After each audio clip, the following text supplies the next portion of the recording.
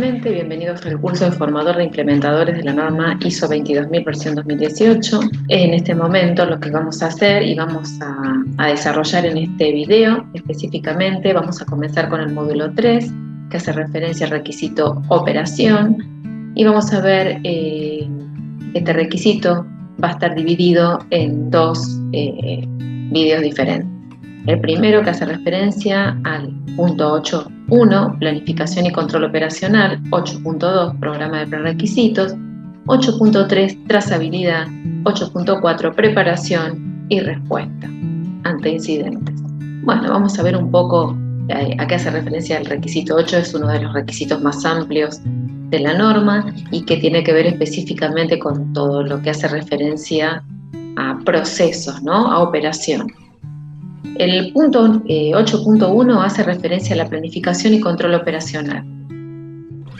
Cuando hablamos de planificación y control operacional, podemos ver acá nuevamente la aplicación del ciclo de Deming. Justamente acuérdense que habíamos visto específicamente que había, cuando hablamos de la norma, la ISO 9001, y veíamos el ciclo de Deming, lo que se observaba es que había un ciclo general y después había un subciclo dentro del requisito 8 que tenía que ver con operación. Bueno, acá justamente lo que vamos a ver y desarrollar es cómo se compone ese ciclo que se encuentra dentro del ciclo general, ¿sí?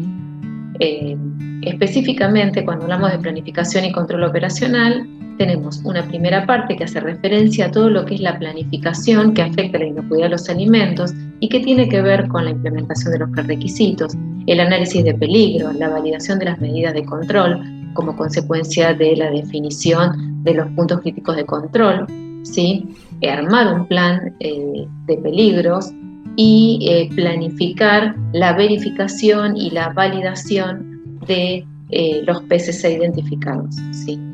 Todo eso hace referencia a la planificación. Una vez que hicimos el análisis de peligro, definimos los PCC, tenemos un control y definimos los prerequisitos, establecimos medidas de control y definimos la verificación, procedemos a llevar a cabo todo esto mediante la segunda etapa, que tiene que ver con actuar, ¿no? Llevar al hacer todo eso que planificamos anteriormente.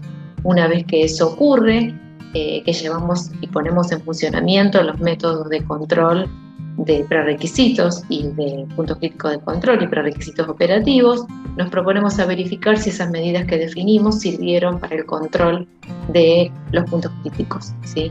En el caso que haya desvíos de las medidas justamente de los PCC, de los límites críticos, lo que se define es volver a comenzar con la redefinición de ese control de los PCC, de esas medidas de control, la verificación y las validaciones, y comienza nuevamente el ciclo. Cuando hablamos del requisito 8.1, planificación y control operacional, decimos que esto es como el núcleo, la parte más importante del sistema de gestión de inocuidad alimentaria, ¿sí? Donde se integra la mayoría de los principios del HACCP, y el momento del hacer es clave para después de haber realizado la planificación, ponemos en marcha lo planificado, y tiene que ver específicamente con empezar a hacer todo eso que planificamos anteriormente en el requisito anterior. En el anexo de alto nivel establece un requisito en común, que es la planificación y el control operativo, y el resto de los requisitos son específicos para cada norma. Acuérdense que habíamos hablado que había una estructura de alto nivel que tenía requisitos comunes a varias normas, ¿sí? Después algunos son propios de cada tipo de norma.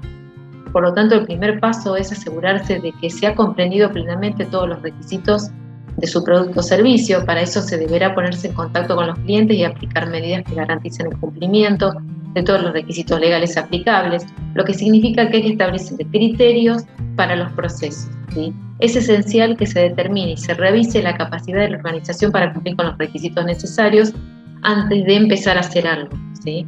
Tengo que ver qué puedo hacer, cómo lo puedo hacer, y tengo que contar con todos los recursos para poder llevarlo a cabo. todos los controles que haya planificado previamente, que pueden estar respaldados por los prerequisitos operativos o el plan HACCP, deben estar ahora puestos en marcha, puestos en funcionamiento, y todas las pruebas documentadas que me demuestren que justamente esto corresponde con el uso previsto.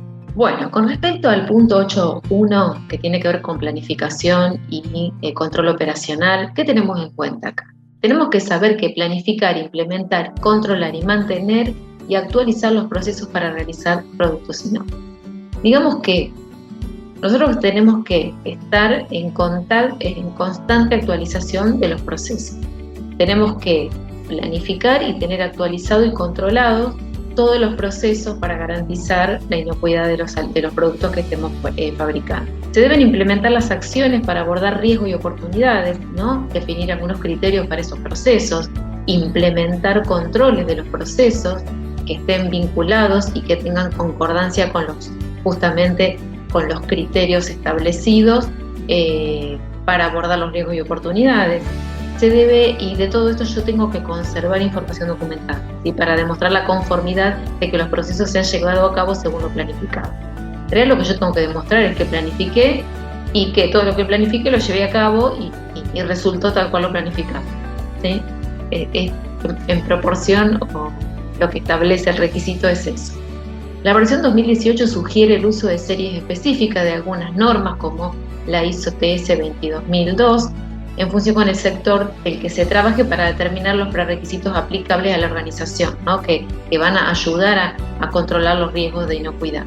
La idea de aplicar los prerequisitos tiene que ver con definir, de acuerdo a las características de la empresa, el tamaño de la empresa, el contexto en el que me maneje y las actividades que realizo, de qué manera voy a aplicar ese programa de prerequisitos, ¿sí? Estos requisitos previos o prerequisitos, que algunos tienen que ver con las buenas prácticas de manufactura, en realidad es un desarrollo mayor y vamos a ver que existen requisitos específicos que van más allá de las buenas prácticas de manufactura y que son necesarios a la hora de la implementación para garantizar justamente la inocuidad, ¿sí?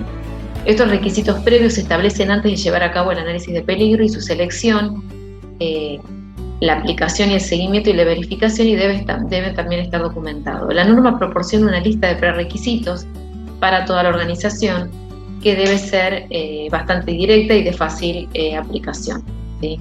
Por lo tanto, yo voy a tener un programa de prerequisitos que deben ser aplicados antes del análisis de peligro. ¿Por qué? Porque al principio, cuando empezamos a hablar de la norma, decíamos que está conformada de dos partes.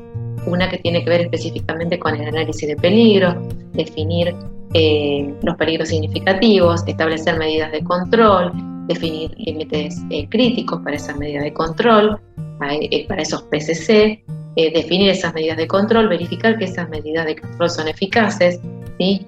Hacer una validación del método que vamos a utilizar para controlar ese peligro y después hacer una verificación de que la medida está controlada, ¿sí?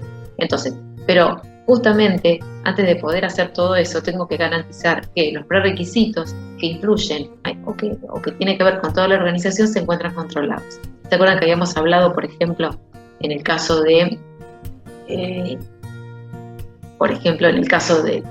mantenimiento preventivo de equipos? Podría ser que sería un prerequisito, ¿sí? Si los equipos no están controlados, si pueden tener pérdida de aceite o alguna rotura que puede tener un desprendimiento y ese desprendimiento termina en el producto como una contaminación física, eso hace que el producto deje de ser inocuo, por ejemplo, ¿no?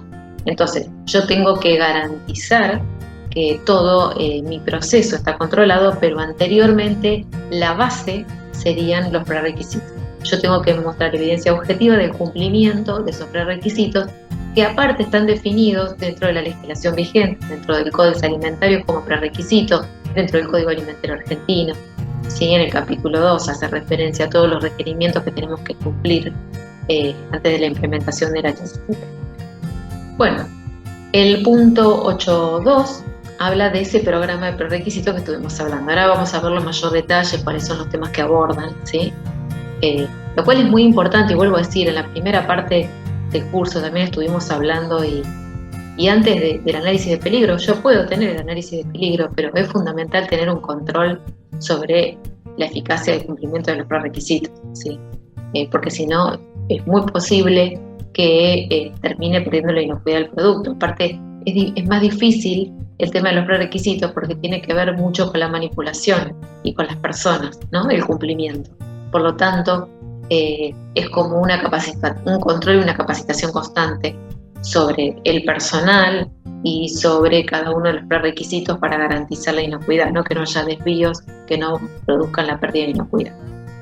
Esos prerequisitos tienen que ser apropiados para la organización, apropiado para el tamaño y tipo de operación, naturaleza de los productos, implementado a través de todo el sistema de producción, aprobados por el equipo de inocuidad y debe cumplir con los requisitos legales y reglamentarios. ¿Cuáles son esos prerequisitos que tanto hablamos y estamos tanto tiempo repitiendo?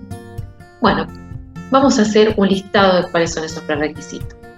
Uno tiene que ver con la construcción y diseño edilicio, otro tiene que ver con el diseño de locales y áreas de trabajo, otro tiene que ver con los servicios. Acá es muy importante entender que incluso después cuando hagamos el análisis de peligro, lo que se tiene en cuenta también son los servicios al momento de realizar ese análisis, ¿sí?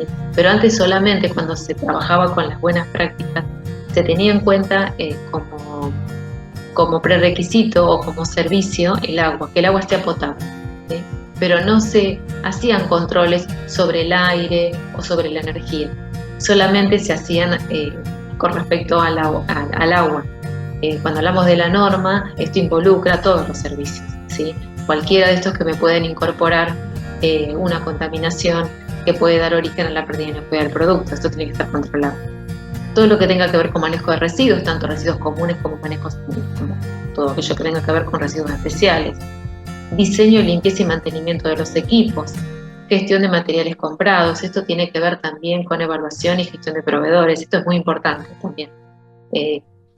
Porque lo que hace referencia a construcción y diseño edilicio, a veces no se planifica, hablando de planificar, vuelvo a repetir el concepto, el diseño edilicio, sino que la empresa va creciendo y me voy encontrando al momento de hacer un layout cuando empiezo a ver las circulaciones, que tengo posibilidad de contaminación cruzada entre áreas sucias con áreas limpias, a veces el producto entra y sale, no tengo un circuito lineal por donde ingrese la materia prima y salga el producto terminado, que no haya entrecruzamiento. A veces cuando se diseñan o se definen diferentes sectores en una empresa que ya está definida, y sobre todo las empresas que tienen determinada antigüedad, es importante entender nosotros como implementadores o como responsable de calidad de planta, si al momento nunca se planificó ni se tuvo en cuenta, bueno, todas las modificaciones que se hagan en la organización, que tenemos que tener en cuenta específicamente que hay que tener una planificación de ese diseñlo, ¿sí? ¿Para qué? Para que garantice que no haya una contaminación cruzada y que esto termine originando una pérdida de inocuidad en el producto. Es muy, muy importante. Por lo tanto, hacer un layout, marcar las circulaciones, y ahí, hasta que no lo hago, no voy a saber bien cómo son los circuitos, si hay entrecruzamiento, si puedo mejorar algo, ¿sí? Para lo cual tengo que sí o sí hacer el layout, colocar los equipos y marcar las circulaciones.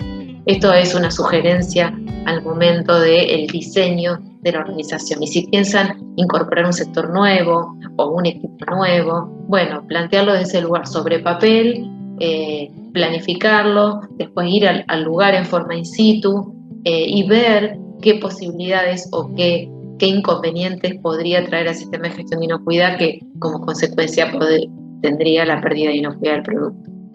¿Sí?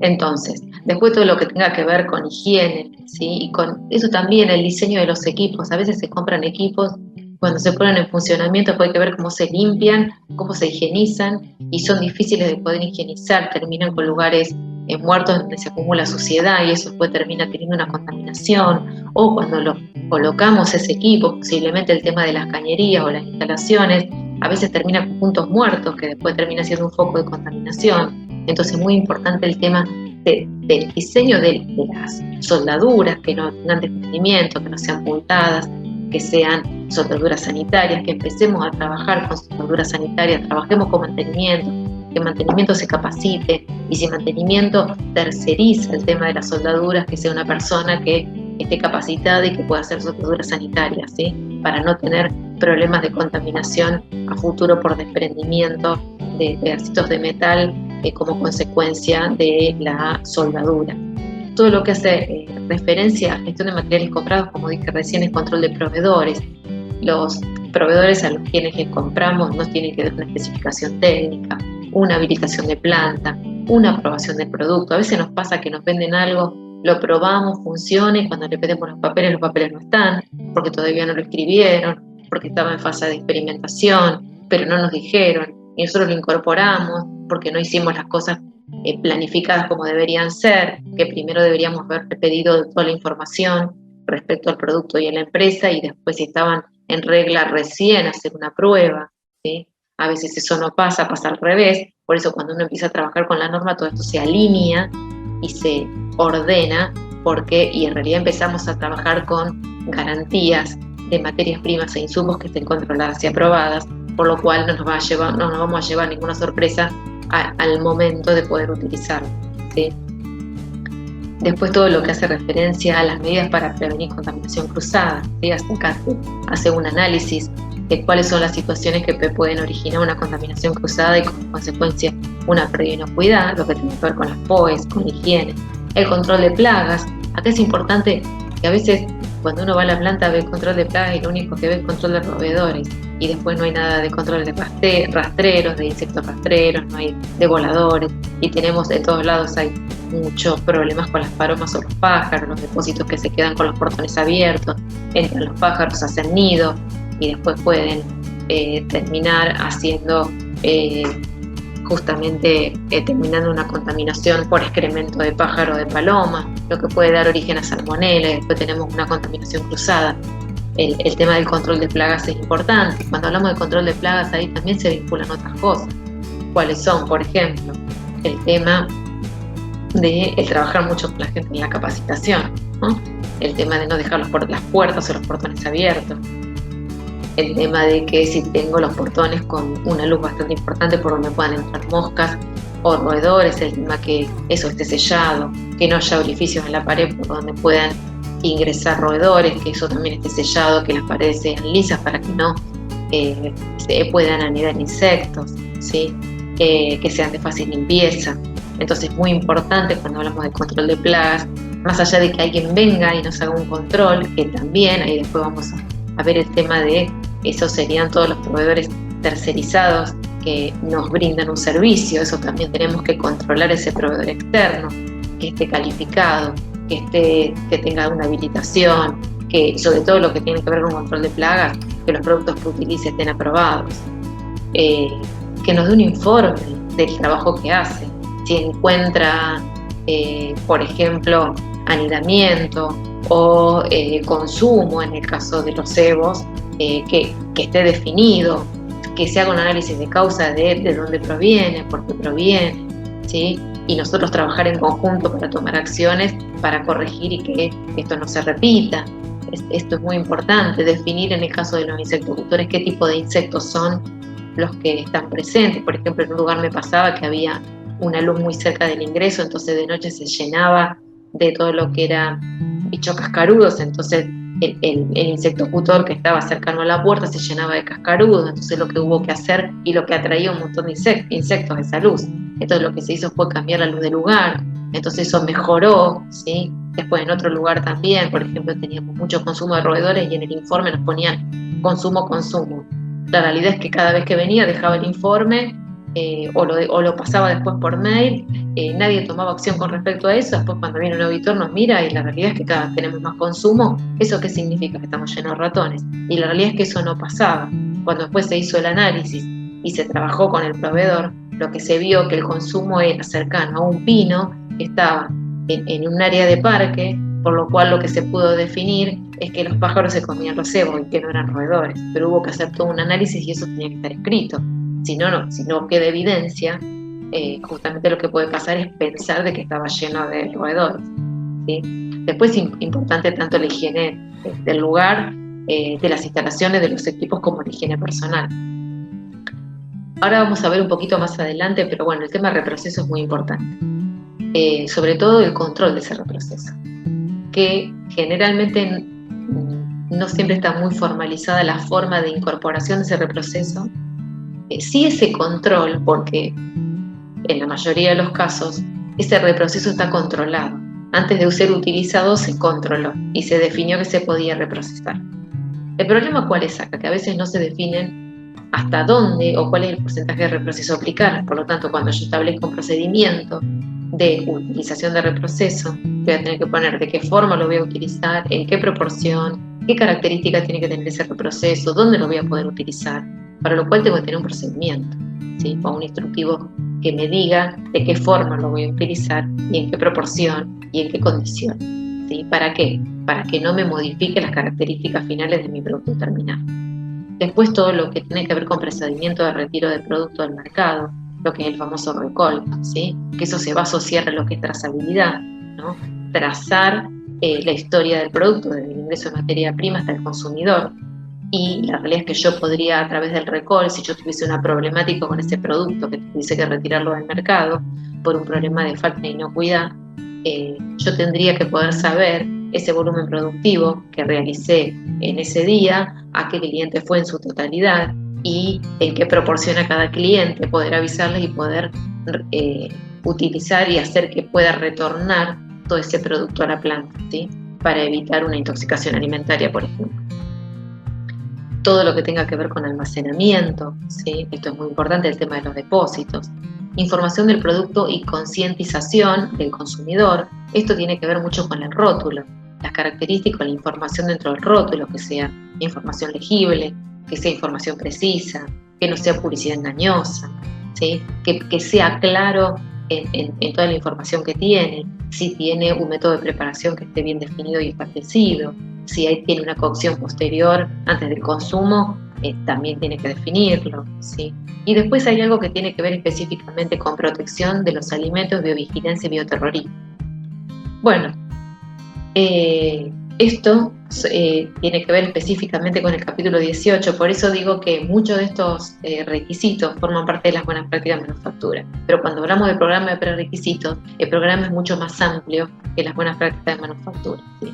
Y todo lo que tenga que ver con biovigilancia y bioterrorismo tiene que ver con todos temas de pérdida de inocuidad, en algunos casos intencional, como yo puedo tratar de evitar contaminación intencional que me produzca la falta de inocuidad en el producto, ¿sí? Entonces, ¿qué acciones puedo tomar dentro de mi organización y dentro de mi sistema de gestión de inocuidad para evitar justamente este tipo de actividades intencionales que pueden producir la falta de inocuidad del producto? Bueno, en general recién hice un pantallazo general de todos los requisitos, charlamos un poquito que hace referencia a cada uno de los requisitos. Y ahora específicamente me pareció importante que de la totalidad hablar de algunos requisitos con mayor detalle, ¿sí? Que tiene que ver con requisitos que fallan a veces en cuanto a la implementación del programa de prerequisitos, o que no, algunos si bien se implementaban con respecto a las buenas prácticas, pero lo que puede llegar a pasar es que no estén implementadas en su totalidad, o le falte formalidad, o hay acciones o actividades o puntos que no se han tenido en cuenta al momento de la implementación, y esto después va a tener como resultado una falta de inocuidad del producto. Bueno, uno tendría que ver con el requisito 4, el prerequisito 4, que tiene que ver con construcción y diseño edilicio, y específicamente con el punto 4.2, que tiene que ver con el ambiente. Y dice que se deben considerar fuentes potenciales de contaminación del entorno o del ambiente.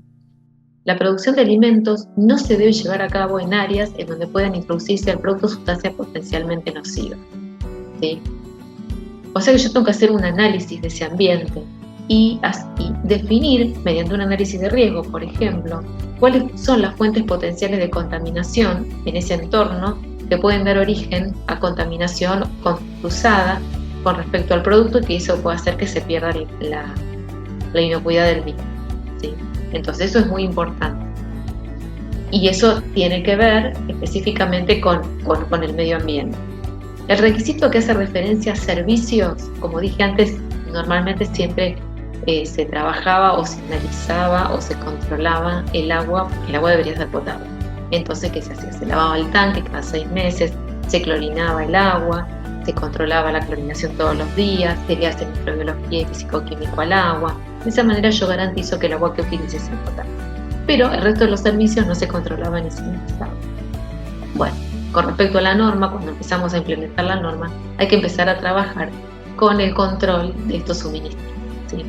El suministro y las rutas de distribución de los servicios para las áreas del procesamiento y almacenamiento y sus alrededores deben estar diseñadas para minimizar el riesgo de contaminación del producto. Se debe verificar la cantidad de servicios para minimizar el riesgo de contaminación del producto. El suministro de agua, no solamente el agua que usamos para limpiar, generalmente el agua de consumo se utiliza agua de vino, la cual también tiene que ser controlada. Esto es importante tenerlo en cuenta, porque generalmente a veces no limpian los bidones cuando los colocan, entonces después los filtros tienen una suciedad que termina siendo más contaminada. El agua de bidón que estamos tomando que el agua de la canilla, ¿sí? Si tomáramos agua de la canilla. Pero cuando hablamos específicamente de suministro de agua, los controles generales de agua sabemos cuáles son y se hacen. Pero acá hay que tener en cuenta también el tema de los productos de caldera, ¿sí? Aquellos aditivos alimentarios que se encuentran aprobados y que cumplen con las especificaciones correspondientes. Aditivos que han sido aprobados por la autoridad reglamentaria pertinente como inocuos para su uso en el agua prevista para consumo humano. Acá yo tengo que tener en cuenta eso, que todos los productos que yo use para la caldera tienen que ser productos aprobados y que no me van a producir una contaminación en el agua, ¿sí? Entonces es algo a tener en cuenta que generalmente no se lo pensaba así. Y después, los productos químicos para calderas se deben almacenar en un área separada, un área segura, cerrada con llave o acceso restringido, cuando no se estén usando. Entonces, no cualquiera puede manipular los productos de la caldera. Tiene que ser una persona justamente autorizada, tiene que haber un lugar definido, justamente puede tener un candado, un lugar cerrado, donde se encuentren dichos productos. No pueden tener acceso, cualquiera no puede tener acceso a los productos, porque todo lo podemos vincular a futuro con lo que es el bioterrorismo, con la posibilidad de contaminación intencional. Entonces, que cuando hablamos de eso específicamente es empezar a pensar en una mirada totalmente distinta. Nosotros no estamos acostumbrados a el tema de pensar en qué controles o qué medidas deberíamos tomar para evitar contaminación intencional. Generalmente las pérdidas inocuidades se realizan o se producen por errores humanos, pero no son intencionales. Entonces empieza a ser muy difícil el tema de plantarnos en otro lugar y mirar desde lo intencional qué cosas podrían llegar a pasar y en pos de eso armar un plan, ¿sí? Es bastante difícil hasta que nos acostumbramos a empezar a pensarlo desde ese lugar, pensar qué cosas intencionales podrían pasar que garantizarían que se perdería la inocuidad del producto. A la vez, otro tema a tener en cuenta con respecto a los servicios es la calidad del aire de ventilación. La organización debe establecer requisitos para filtrar ese aire, tener un control sobre la humedad relativa y la microbiología del aire usado si se utiliza como ingrediente. A veces se usa aire comprimido, entonces ese aire que se inyecta al proceso tiene que estar controlado, ¿no? Si es usado como ingrediente y tiene contacto directo. A la vez tiene que haber una buena ventilación en el lugar. Si hay vapor y condensación tiene que haber o mal olor, y tiene que haber una ventilación natural para eliminar esta condensación, estos malos olores o la acumulación de polvo, ¿sí? Y también los sistemas deben ser accesibles para limpieza. Todo lo que yo tenga, los filtros que utilice tienen que ser de fácil limpieza, ¿sí? Y de fácil mantenimiento. Si tengo tomas desde el exterior, se deben examinar periódicamente. Tengo que armar un plan de inspección de esas tomas que se encuentran en el exterior, ¿sí? Para determinar su integridad. Las tomas del aire exterior deben examinarse periódicamente, como lo dije recién, ¿sí? Después, otra de las cosas, en las ventanas normalmente existen ventanas y poner mosquiteros. Los mosquiteros tienen que estar limpios, no tienen que estar oxidados, no tienen que estar sucio, tiene que haber una limpieza de esos mosquiteros para garantizar que el aire que ingresa sea un aire limpio, ¿sí? Tendría que haber una filtración del aire en las diferentes zonas de elaboración. A la vez, el aire comprimido y otros gases, ¿no? Los sistemas de aire comprimido y otros gases también tienen que estar controlados. Los sistemas de aire comprimido, como el dióxido de carbono, nitrógeno y otros sistemas de gases usados en la elaboración o el llenado, o en ambos, deben ser construidos y mantenidos con el fin de evitar la contaminación. Todo lo que yo incorpore, tengo que pensarlo que no me incorpore un punto de contaminación al producto. Cosa que antes de la norma esto no se hace.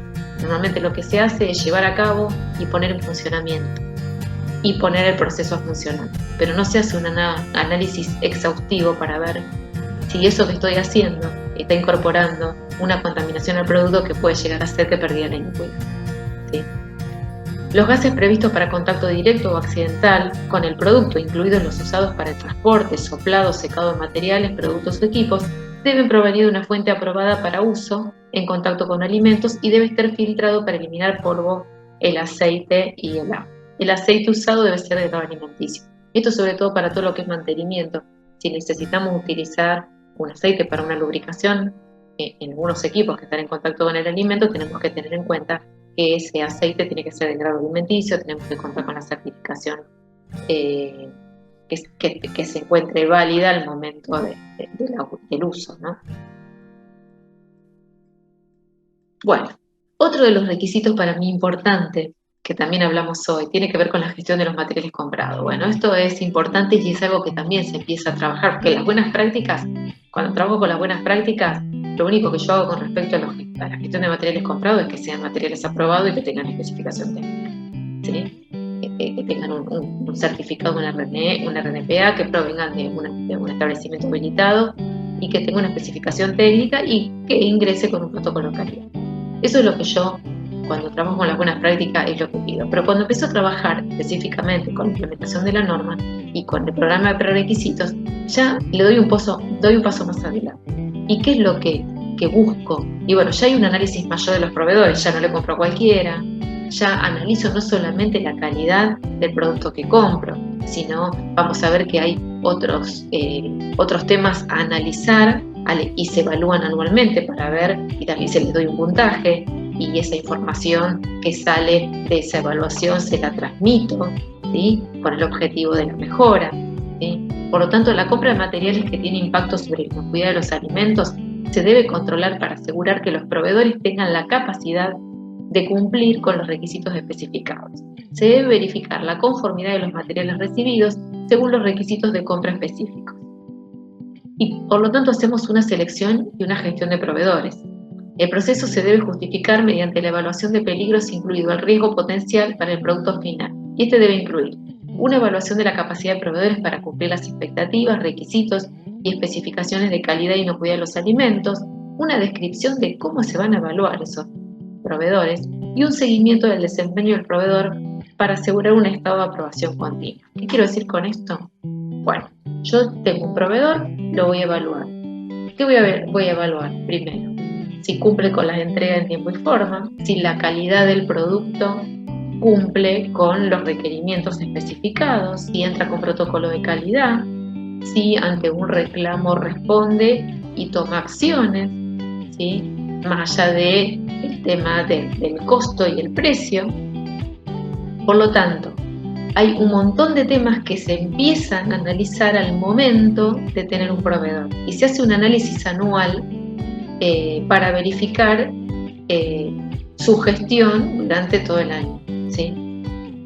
Los requisitos para el ingreso de materiales, las materias primas, envases e ingredientes. También hay que tener los puntos de acceso a las líneas de recepción de materias a granel, digamos que todo lo que se incorpore, todo lo que llegue a granel, como materia prima o algún insumo que podamos comprar a granel. A veces pasa que compramos productos químicos para higiene que vienen a granel, en contenedores, o depende del tipo de industria, la materia prima llega a granel. Esa materia prima que llega tiene que, primero, si es a granel en un camión cisterna, tendría que venir con un precinto no abierto, porque no sabemos qué pasó en el camino, si alguien le abrió, le incorporó algo, y eso hace que después yo tenga un problema de falta de inocuidad y como consecuencia eso repercuta en mi producto terminado. Entonces, si llega, tiene que estar como precinto y cerrado. Después tiene que tener toda la información, tiene que tener protocolo de calidad, tiene que tener un remito de ingreso, ¿sí? Todo lo necesario que identifique a esa materia prima, ¿sí? Entonces, es muy importante cuando y las condiciones en que llega la planta, ¿no? Y las condiciones de transporte en que llega la planta. Todo el material que llegue, tanto la materia prima como el insumo, debería ser analizado antes de ser descargado. Debería tomar una muestra, debería haber integridad, debería estar rotulado, debería tener un lote, una identificación, una codificación, un protocolo de calidad, ¿sí? Y a la vez debería poder hacerle algún tipo de control para verificar que cumple con la especificación. En realidad, lo que nos va a ir pasando, seguramente, es que si nosotros vamos a certificar una norma, la ISO 22, lo que vamos a pedir posiblemente después a mis proveedores que ellos también certifiquen. Entonces es una cadena que lo que se va haciendo se va extendiendo y de esta manera todos garantizamos de que tenemos un control sobre el sistema de gestión de inocuidad alimentaria. Entonces por eso es tan importante.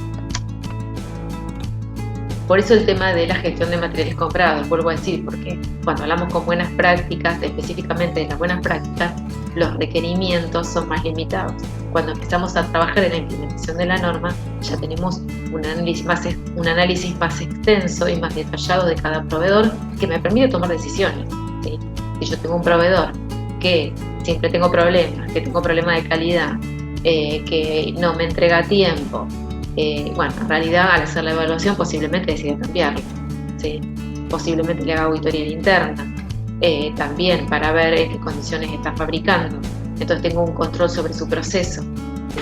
Entonces es muy importante toda la información que yo pueda recaudar para llevar a cabo esa evaluación y de ahí definir, de acuerdo al puntaje que tenga, tomar una decisión si sigo teniéndolo como proveedor. Y otro tema importante a tener en cuenta es la gestión de alérgenos, ¿sí? Por lo tanto, cuando hablamos de alérgenos, decimos que se deben declarar los alérgenos presentes en los productos, ya sea por diseño o por contacto cruzado potencial durante la elaboración. La declaración debe estar en la etiqueta de los productos para consumo y en la etiqueta o en la documentación adjunta para aquellos productos destinados a un procesamiento posterior. Ahora voy a comentarles algo. Los productos deben proteger del contacto cruzado no previsto de alérgenos mediante prácticas de limpieza, cambios de productos en la línea y ordenamiento en la secuencia de la producción. El contacto cruzado durante la elaboración puede surgir. ¿Por qué puede haber un cruzamiento o una contaminación cruzada? Por trazas del producto de comidas de producción anteriores que no se pueden limpiar adecuadamente en la línea de producción debido a las limitaciones técnicas. Lo que puede pasar es que no haya higienizado bien la línea y cuando la usé nuevamente para otro proceso que no tenía alérgenos, quedaron trazas y una contaminación cruzada. Eso puede hacer la presencia de alérgenos donde no deberían estar. Cuando es probable que ocurra contacto con el proceso normal de elaboración, con productos o ingredientes producidos en líneas separadas o en la misma área de procesamiento en áreas adyacentes. Lo que puede pasar también es, por ejemplo, sobre todo en productos secos, que se puede llegar a usar mal el sopleteo para la limpieza o la higiene de los equipos, que empiece a volar trazas de ese producto y terminen depositados en una línea lindera y por lo tanto también haya una contaminación cruzada. La declaración de alérgeno debe hacerse en los rótulos y acá es importante tener en cuenta, tiene que haber una carta de garantía.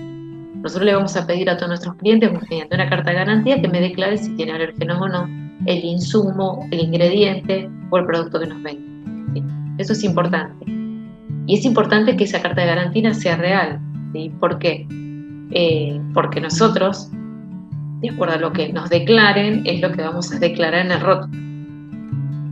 Y acá es importante porque a nosotros nos pasó en una organización que pedimos mediante carta de garantía a uno de los proveedores si tenía el insumo que nos proveía, tenía alérgenos. Nos contestó que no, perfecto. Cuando llega el producto, justo en realidad habían cambiado de proveedor, hablando de manejo de proveedores. Cuando llega el producto, la persona de calidad mira la etiqueta. A todo esto no había llegado la especificación técnica en ese momento, no había llegado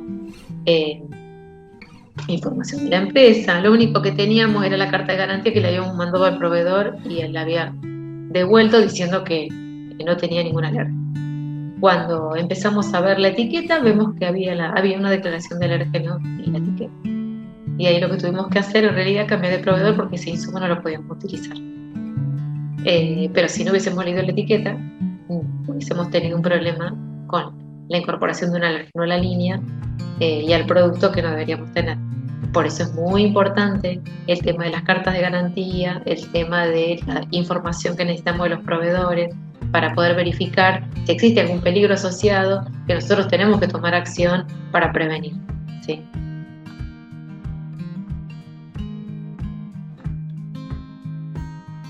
Bueno, y ahora vamos a hablar un poquito de reproceso también, ¿no? Como prerequisito.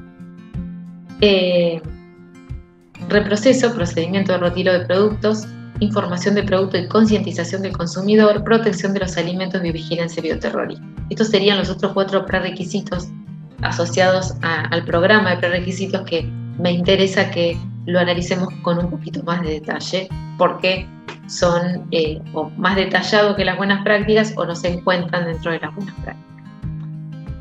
Bueno, cuando hablamos de reproceso, decimos que los productos reprocesados se deben almacenar, manipular y usar de manera que se mantenga la inocuidad, la calidad, la trazabilidad y el cumplimiento de las disposiciones reglamentarias. Se debe registrar el tipo de reproceso, ¿sí?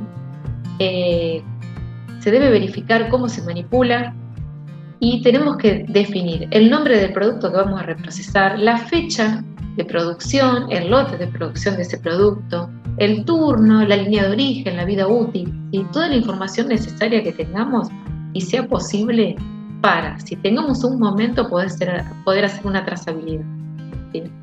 Cuando el producto reprocesado es incorporado a un producto,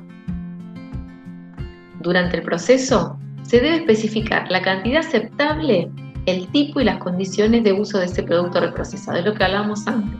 Armar un instructivo que me diga cuál es el porcentaje de incorporación de ese reproceso a mi producción, ¿sí? Por ejemplo, a una tina determinada, por ejemplo, voy a elaborar mozzarella y tengo que reprocesar mozzarella. Entonces, ¿por qué no hilaba? Entonces, ¿qué porcentaje de reproceso puedo utilizar? ¿Sí? Para que no me afecte la calidad y la inocuidad del producto terminado. Se debe definir en dónde la voy a incorporar, en qué etapa del proceso no la puedo incorporar en cualquier lugar, ¿sí? ¿Cómo lo voy a hacer? ¿Qué cosas voy a tener en cuenta para ese reprocesamiento? En caso de necesidad de retiro del envase, tener en cuenta acá que no me queden partes del envase, si no termino teniendo una contaminación cruzada con partículas de pedacitos de envase dentro de mi producto terminado, ¿sí?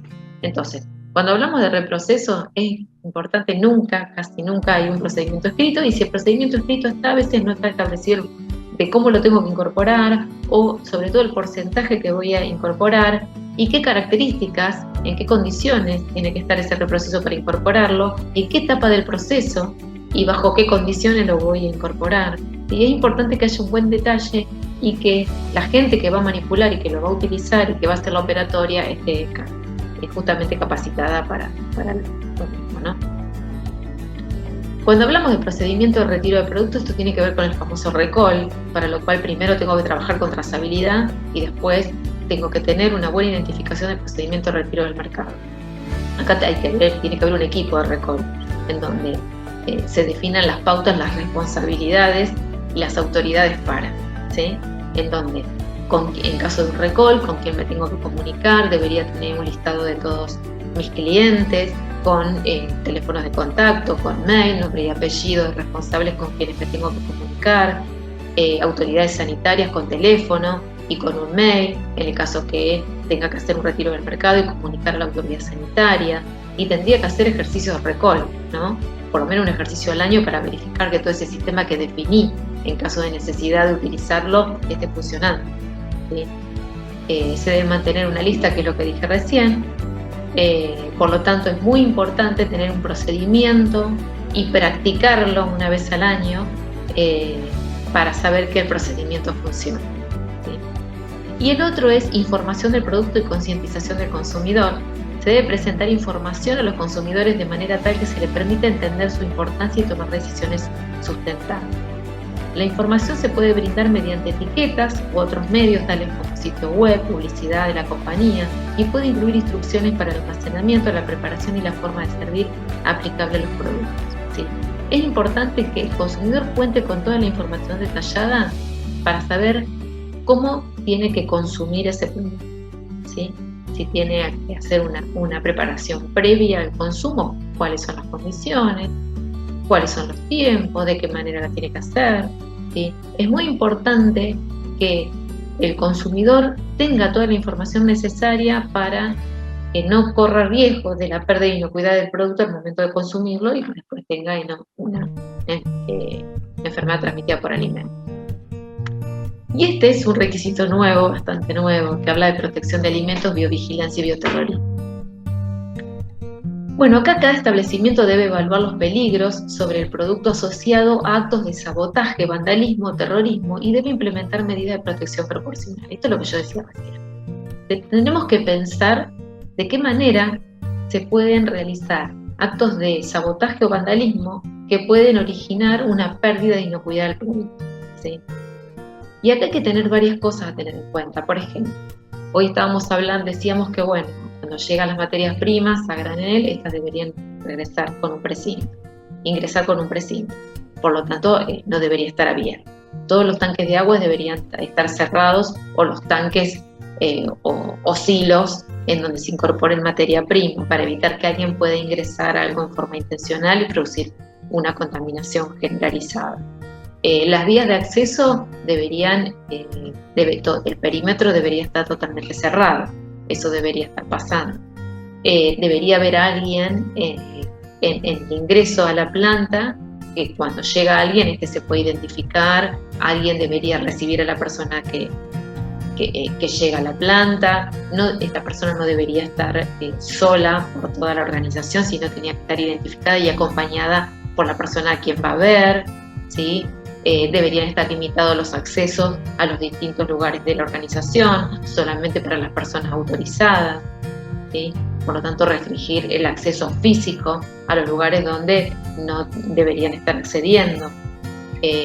Entonces, tendría que hacerse todo un análisis de peligro y definir cuáles son los peligros que podemos llegar a tener y establecer qué medidas deberíamos tomar como biovigilancia y para evitar el bioterrorismo, que tiene que ver con todas las contaminaciones intencionales que después pueden llegar a dar origen a la pérdida de inocuidad del producto. Y en realidad, y esto es general, porque también nos puede pasar que a veces alguien no es que quiera dañar a nuestra empresa, sino que es alguien que quiere dañar nosotros elaboramos posiblemente a Fazón, no sé, para un supermercado, y en realidad le quiere hacer daño al supermercado, entonces viene y nos hace daño a nosotros porque indirectamente está dañando al supermercado, y la realidad es que los perjudicados somos nosotros.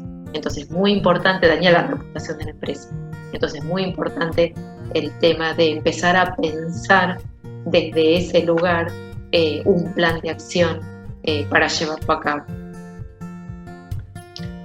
Bueno, otro requisito muy importante es la trazabilidad. Es muy importante. Y acá, cuando hablamos de trazabilidad, es un ejercicio que se debe hacer todos los años y está asociado al recorte, ¿sí? Existen diferentes términos o definiciones de que llamamos trazabilidad. Trazabilidad es la capacidad para seguir la historia, la aplicación, el movimiento y la localización de un objeto a través de las etapas especificadas de producción, procesamiento y distribución. El movimiento puede estar relacionado con el origen de las materias primas, historia del procesamiento, distribución del alimento, o un objeto puede ser un producto, un material, una unidad, equipos, un servicio, etc. A la vez, la trazabilidad es la serie de procedimientos que permite seguir el proceso de evolución de un producto en cada una de las etapas. Y también se define que el término trazabilidad se puede referir al origen de las materias primas, lo histórico de los procesos aplicados al producto, la distribución y la localización. Y según el Códex Alimentario, trazabilidad es la capacidad para seguir el movimiento de un alimento a través de las etapas especificadas de la producción, transformación y distribución. Yo diría que la trazabilidad es como la historia clínica del producto. Yo debo poder saber qué ingredientes usé, cuál fue la materia prima, cuándo la elaboré, qué personas formaron parte de la elaboración del proceso, en cada una de las etapas de ese procesamiento, cuándo fue envasado, cuándo fue transportado, por quién fue transportado, cuándo fue distribuido y a qué clientes lo recepcionaron. Entonces sería como la historia del producto que yo elaboré, desde el ingreso de materia prima hasta el consumidor. ¿Sí?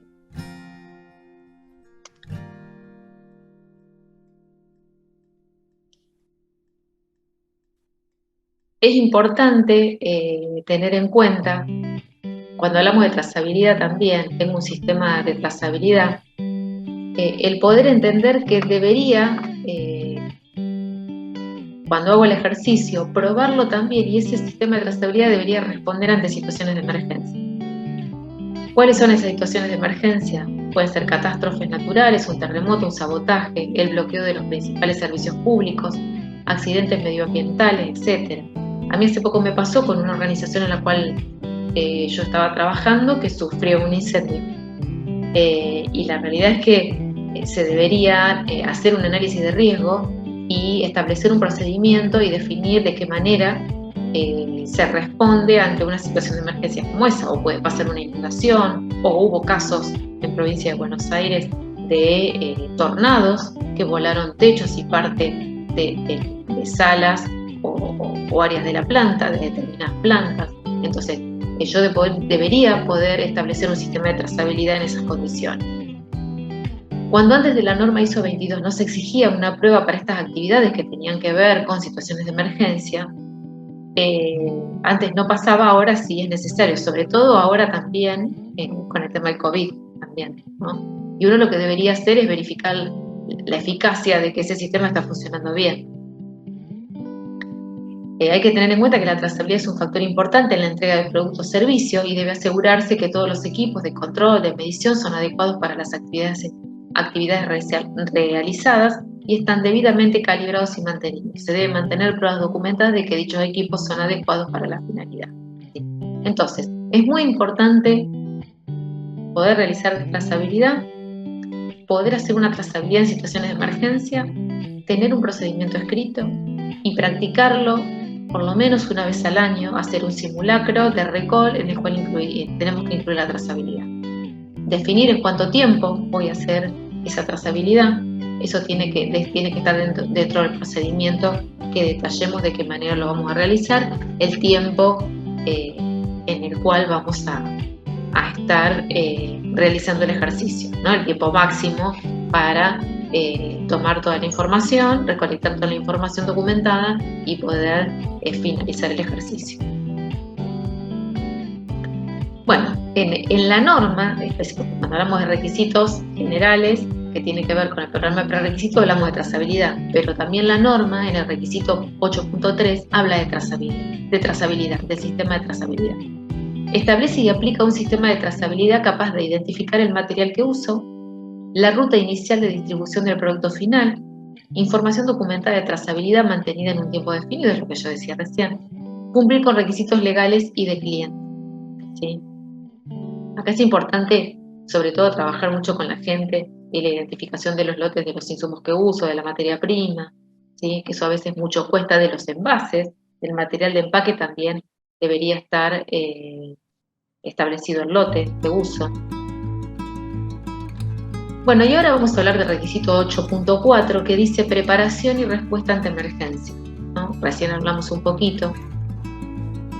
Y el 841, en cuanto a generalidades, me establece que existen procedimientos para responder a posibles situaciones de emergencia o incidentes que pueden tener impacto en la inocuidad de los alimentos. Se establece y se mantiene información documentada para gestionar dichas situaciones de incidentes. A la vez, el manejo de emergencias e incidentes están en el requisito 8.4.2 y me dice que yo tengo que asegurar que los requisitos reglamentarios y regulatorios aplicables están identificados, se comunican internamente y externamente. A la vez, hay que tomar acciones para reducir consecuencias, se deben realizar procedimientos de prueba cuando practicables y revisar y cuando necesarios actualizar la información documentada luego de la ocurrencia de cualquier incidente. Por lo tanto, yo tengo que empezar a formalizar, tener un procedimiento o un instructivo del trabajo y al igual que la trazabilidad, tengo que practicar la implementación de ese procedimiento para ver realmente que esté funcionando. Bueno, vamos a hacer un ejercicio, así descansan un poco. Les voy a dar 20 minutos y el ejercicio específicamente hace referencia a lo siguiente. Van a tener una lista de prerequisitos y van a tener que definir, mirando la norma, primero, si son requisitos que ustedes consideran que son conformes o no conformes, que cumplen o no cumplen con el requisito, de acuerdo a lo que especifica, y con qué número de requisitos de la norma está asociado. ¿Sí? ¿Quedó claro? Yo voy a tener una lista de requisitos, de acuerdo al análisis que haga, tengo que definir si son conformes o no conformes y asociarlo a un número de requisitos de la norma. ¿Sí? Bueno, arranquemos.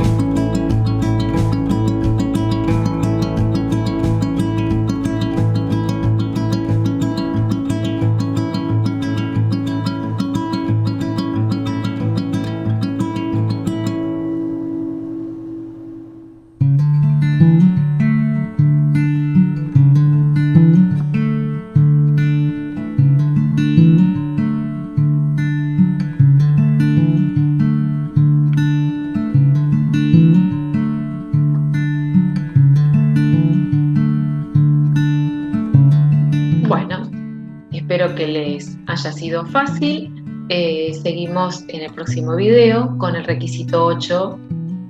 Continuamos con el requisito 8 de operación.